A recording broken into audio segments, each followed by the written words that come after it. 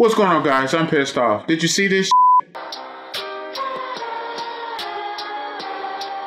I'll be right back.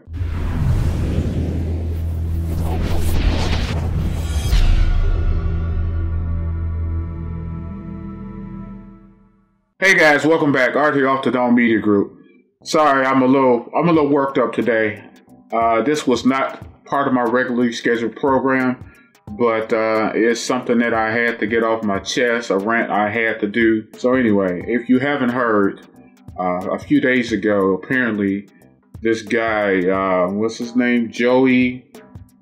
James J.O. Older posted of all stupid things to do, footage from an FPV flight of him flying above a plane, an Airbus A320 on final approach to McCarran International Airport in Las Vegas. The stupidest, and I know that's not a word, but the stupidest thing he could have done. It's one thing to be stupid, but it's another thing to be stupid, recorded, and then posted on Facebook. So apparently this guy posted it in this group. It's a private group called 1% FPV. And I'm thinking that they're getting the 1%, just thinking off the top of the dome or off the dome, that they want to model themselves after 1% motorcycle clubs. And if for you guys that don't know, and this is all speculation, but I'm just looking at the name. It's a private club and 1% FPV, which means to me, being in the MC world, is that basically it implies to me,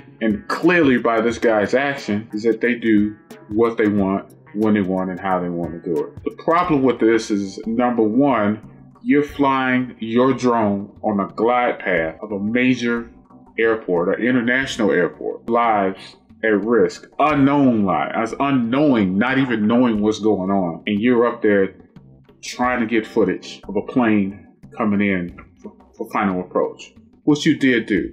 But guess what? In street terms, you played yourself, because you posted this video in your private 1% FPV group, but somebody snitched on you.